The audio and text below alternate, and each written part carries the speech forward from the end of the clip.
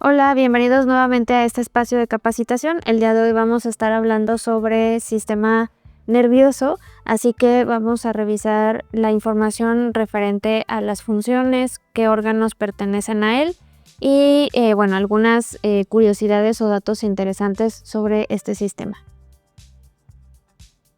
Y bueno, como lo mencionamos, vamos a estar platicando sobre el sistema nervioso.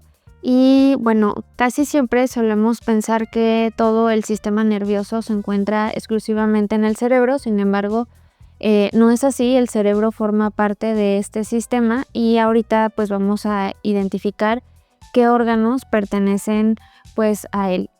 Específicamente el sistema nervioso pues es el que le podemos nombrar como el centro de mando del cuerpo y está compuesto justamente por el cerebro, la médula espinal y los nervios. Esto significa, si abarcamos a los nervios, que pues el sistema nervioso se encuentra pues desde la punta de la cabeza hasta la punta de los pies y pues básicamente la función destacable, por así mencionarlo, es que el sistema funciona enviando mensajes o señales eléctricas entre el cerebro y el resto del cuerpo, y estas señales y mensajes se registran tanto dentro como fuera del cuerpo, y pues aquí es donde se decide cómo se puede responder a el estímulo o a la situación, pero justamente pues el centro de mando es el que está controlado pues por el cerebro.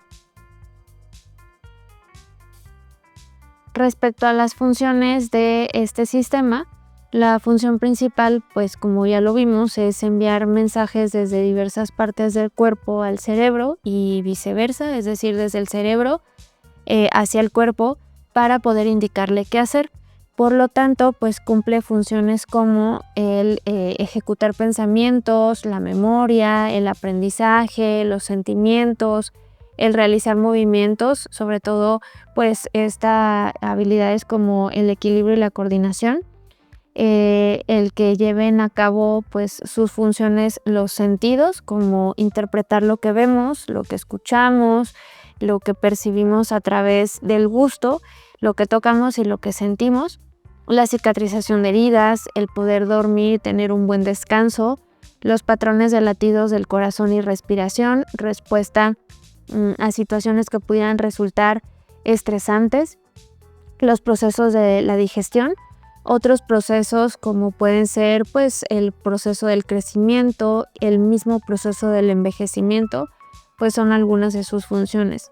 Si lo ven, pues podemos decir que prácticamente engloba muchas otras funciones de otros sistemas, y es justamente por eso que le decíamos que es como pues este control de mando que tiene el cuerpo para poder ejecutar pues ciertas funciones. Es como si fuera pues a lo mejor quien indica qué aspectos sí se pueden llegar a realizar, y pues limita a aquellos que a lo mejor pudieran llegar a poner en riesgo pues la integridad del estado de salud. También dentro de las funciones pues podemos identificar específicamente a un grupo de células nerviosas llamadas a las neuronas. Justamente las neuronas son aquellas que nos permiten, o le permiten más bien al sistema, enviar señales o mensajes al cuerpo, y pues estas señales eléctricas viajan a través del cerebro, la piel, los órganos, glándulas y músculos, es decir, a través pues de todos los órganos y tejidos de nuestro cuerpo. Estos mensajes lo que hacen es ayudar justamente a mover, pues como mencionábamos, desde las extremidades a percibir sensaciones como el caso de pues la percepción del dolor, que los sentidos, ojos, lengua, nariz y los nervios de todo el cuerpo captan la información sobre el entorno, y pues estos se puedan llegar a reenviar al cerebro para poder indicar qué es lo que se debe de realizar o ejecutar. Entonces las neuronas pues son parte indispensable justamente de este sistema, porque pues tienen esta función tan indispensable. Sin embargo, no todas las neuronas son iguales. Existe una clasificación. Identificamos a las neuronas motoras, las neuronas sensoriales, y también a las interneuronas. Las neuronas motoras, como su nombre lo dice, tiene este apellido motoras.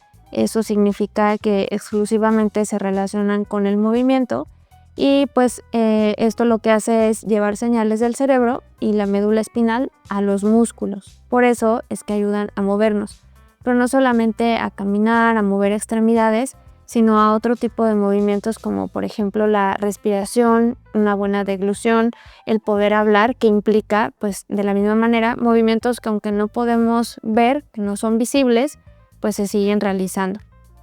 Están las neuronas sensoriales, también como su nombre lo dice, llevan información desde los sentidos hacia el cerebro y por ejemplo pues nosotros podemos ver a través de los nervios que tenemos en los ojos pues una imagen o un objeto y pues lo que hace el cerebro es interpretarla. Y esta interpretación posteriormente regresa para poder saber pues qué hacer con ella. Luego tenemos a las interneuronas que se comunican entre las neuronas justamente motoras y sensoriales, es decir, es como una especie de combinación entre estas y se encargan de regular el movimiento en respuesta a la información sensorial. Por ejemplo, pues si nosotros percibimos una superficie caliente, vamos a suponer la estufa, y pues lo que estaríamos haciendo pues a través de estas neuronas sería movernos para no quemarnos. Y bueno, básicamente estas interneuronas pues contribuyen a el aprendizaje, al pensamiento y al recuerdo a través justamente pues de lo que nos hizo sentir pues estas sensaciones o estos contextos. Ahora, en cuanto a la anatomía, pues podemos distinguir, ya habíamos platicado de pues la parte del cerebro, los nervios y la médula espinal. Sin embargo, pues el sistema nervioso se clasifica en dos o se subclasifica en dos. Por un lado está el sistema nervioso central y por otro tenemos al sistema nervioso periférico. En el caso del sistema nervioso central, el cerebro y la médula espinal son los que se ubican aquí y pues igual como mencionamos, el cerebro lee las señales de los nervios para poder regular lo que pensamos, nos movemos y sentimos. En el siguiente, que es el sistema nervioso periférico, este está formado por una red de nervios que se ramifican desde la médula espinal y este permite que pues la información transite desde el cerebro hacia la médula y hacia los diferentes órganos pues de nuestro cuerpo. A su vez, el sistema nervioso periférico tiene otra subclasificación. Por un lado está el sistema nervioso somático, que es quien guía los movimientos de manera voluntaria, y el sistema nervioso autónomo, que regula las actividades que pues realizamos sin pensar en ellas, es decir, es completamente involuntario. Y bueno, también pues como mencionamos, tenemos al cerebro, que como les mencionaba al inicio, muchos pensamos que pues es aquí donde encontramos al sistema nervioso, pero ya decíamos que el cerebro es una parte muy indispensable. No es la parte más importante porque pues podemos tener el cerebro, pero si no tenemos en buenas condiciones pues los diferentes nervios que tenemos a lo largo del cuerpo, pues de todas maneras no se podría realizar o ejecutar una acción. Entonces, pues en el caso del cerebro, pues está conformado por troncos cerebrales, además de que también contiene pues algo que se conoce como meninges, que son pues principalmente membranas, específicamente son 3, que cubren y protegen al cerebro. Está, por ejemplo, la membrana, si se fijan aquí en la imagen, se alcanza como a ver un zoom de estas membranas. Tenemos a la membrana más externa, que es la dura madre, luego tenemos al aracnoides y finalmente la parte o la membrana más interna, que es la pía madre, y ya posteriormente viene el encéfalo. Entonces esta meninge es una membrana protectora. Por ello, cuando hay pues infección de esta zona, se le llama meningitis porque se está pues ya teniendo inflamación de alguna de estas membranas que protegen o deberían de proteger pues justamente al cerebro.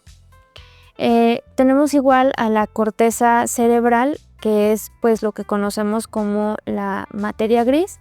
Aproximadamente tiene de 1.5 a 4 milímetros de espesor y cubre la superficie de los hemisferios cerebrales. En todo el cerebro pues podemos mencionar que hay 100.000 millones de células nerviosas, es decir, que es un número pues muy importante justamente de las neuronas que mencionábamos ahorita. Y bueno, ya también ahorita platicamos de estas neuronas, realizan un proceso que es la transmisión pues de los impulsos nerviosos para poder transmitir un mensaje, y esto es gracias a la sinapsis, que es el punto de comunicación entre una neurona y otra, es como la forma en la que se comunican. Y aquí en la imagen también pueden ustedes observar cómo es que pues casi siempre nos reflejan o nos quieren pues presentar cómo es que se pudiera llegar a observar a una neurona. Está conformada por un axón, que son como estas ramificaciones, y bueno, las partes finales, que son ramificaciones mucho más específicas, son las dendritas, que es a través de ellas donde pues pueden hacer contacto con otra neurona y con ello pues pueden hacer justamente esta sinapsis. ¿Cómo se da? Pues se da en 3 tiempos. Número 1, cuando una neurona está en reposo, su carga eléctrica pues se considera como tal negativa. Número 2, la llegada de los neurotransmisores a las dendritas genera una inversión de carga. Y pues en el número 3, esa carga que había sido negativa en un inicio se convierte en una carga positiva.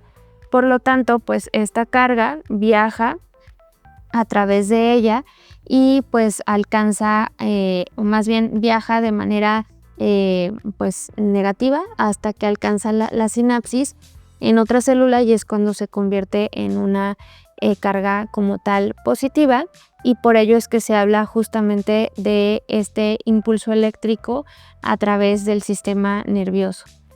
El cerebro también contiene diferentes glándulas. Por ejemplo, está la glándula hipófisis, que es esta muy pequeña, que ya incluso en algunas otras capacitaciones pues hemos hablado sobre ella, y tiene un eje que se llama eje hipotálamo hipófisis, porque pues también tenemos a la otra glándula, que es el hipotálamo, que está justo sobre ella. Este eje regula la producción de hormonas que se relacionan a la respuesta de cambios externos e internos de nuestro cuerpo. Por ejemplo, pues estas glándulas se relacionan con etapas como la lactancia, como la función tiroidea, entre otros. Está también en este cuerpo que se conoce como talloso. Tenemos al tálamo, tenemos aquí a otra pequeña glándula, que es la glándula pineal, que platicamos un poco de ellas la semana pasada, que hablamos en la capacitación sobre el sistema endocrino. Está el cerebelo, que es esta porción que se alcanza a distinguir de color grisáceo, y sobre todo esta se relaciona con la coordinación de movimientos que sean precisos y finos. Y bueno, por último tenemos al mesencéfalo y al bulbo, que pues es el que se conecta justamente con la médula espinal. Este tronco cerebral pues decíamos que se comunica justamente a la médula espinal, y de ahí pues es donde se pueden llegar a extender pues todos estos nervios a través del cuerpo. También el cerebro tiene diferentes áreas motoras y sensoriales. Aquí lo ubicamos en la imagen con 3 colores. Por ejemplo, está el lóbulo frontal, que es de color azul y se encarga del control del habla, de movimientos complejos y de la elaboración del pensamiento, como la parte del raciocinio. Luego tenemos al área de color verde, que es justo debajo del lóbulo frontal. Tenemos al lóbulo temporal, que se encarga del reconocimiento del sonido y de la memoria. A un costado del lóbulo frontal también identificamos al lóbulo parietal, que es el procesamiento de la información pero sensorial. Y por debajo, en la parte posterior del cerebro, tenemos al lóbulo occipital, que es el que se encarga de la interpretación de las imágenes. Y entonces, pues de manera completa es como distinguimos en su totalidad. Ahora sí, al sistema nervioso, tenemos el cerebro, que es el que ahorita estuvimos hablando, y que se alcanza a ver de color amarillo es justamente la médula espinal, y los que se alcanzan a distinguir de color azul pues son los nervios alrededor del cuerpo. Habíamos mencionado que el sistema nervioso central estaba conformado por el cerebro, por el cerebelo, el tronco y finalmente pues la médula espinal. Y si se fijan, pues nervios tenemos a lo largo del cuerpo, ¿no? Casi siempre el nervio ciático es el que más identificamos, que se extiende pues desde la parte posterior del muslo hasta pues obviamente la médula espinal, pero pues tenemos una cantidad muy grande de pues nervios a lo largo del cuerpo. Otro, por ejemplo, es el nervio vago, que el nervio vago pues es el que da comienzo, por ejemplo, a los procesos de la digestión. Luego tenemos aquí también cómo distinguimos a los diferentes sistemas, al simpático y al parasimpático, que decíamos que pues se distinguen porque uno realiza movimientos de manera voluntaria y el otro es completamente involuntaria. Entonces, pues aquí se alcanzan a distinguir algunos que se relacionan justamente con estos o algunas otras funciones que tienen ambos, es decir, que pues trabajan de manera conjunta para que se pueda llegar a realizar una función. Por ejemplo, pues la dilatación de una pupila puede llegar a pues verse relacionada a ambos. Los procesos, por ejemplo, pues de la digestión también se pueden relacionar a ambos. En el caso, por ejemplo, exclusivamente del nervio simpático, pues puede llegar a estimular pues los movimientos como por ejemplo de las extremidades inferiores a través de los nervios espinales. En el caso del nervio parasimpático, que decíamos que son movimientos involuntarios, pues yo les mencionaba que sí hay neuronas que son motoras, que estimulan movimientos que a veces pues no percibimos, no vemos o no nos damos cuenta. Por ejemplo, el de la deglución, y por ende pues se requiere como estimular la salivación para que se pueda deglutir de manera pues mucho más fácil, y que además justamente al momento de deglutir pues también se cierre una vía que esté en contacto pues con el sistema digestivo para evitar que el alimento pues a lo mejor pueda escapar a la vía respiratoria y eso pues ponga en riesgo la integridad pues del estado pues de la persona, que no vaya a generarse pues a lo mejor una cuestión de atragantamiento.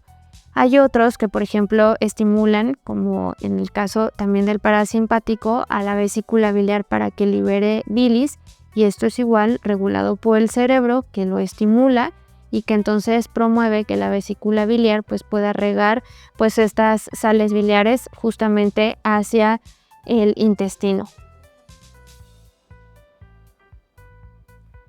Y por último tenemos algunos datos pues interesantes a conocer de este sistema. Por ejemplo, que la velocidad de la transmisión de sus señales son de hasta 431 kilómetros por hora. La cantidad masiva de neuronas más o menos son de 100,000 millones en solamente el cerebro. El cerebro también no está completamente desarrollado, sino hasta los 25 años. Y además de que pues casi siempre se ha establecido o se tiene esta creencia de que solamente usamos el 10% del cerebro, la realidad es que es un mito. La realidad es que más bien usamos sí todo el cerebro, pero no todas las áreas al mismo tiempo.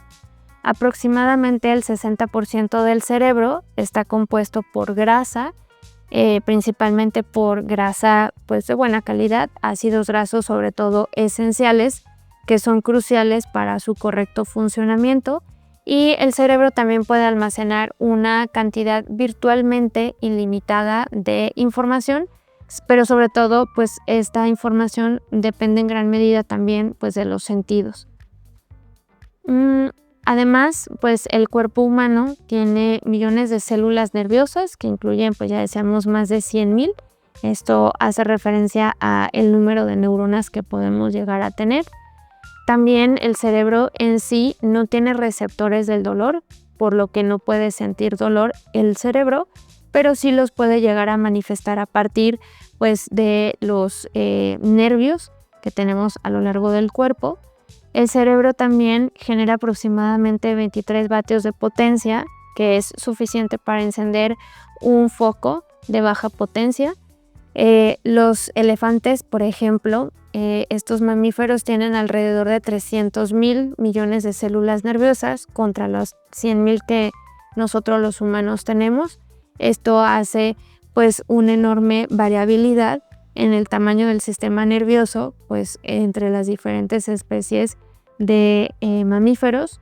La médula espinal también deja de crecer alrededor de los 4 años y el cerebro y la médula espinal están protegidos por el líquido cefalorraquídeo.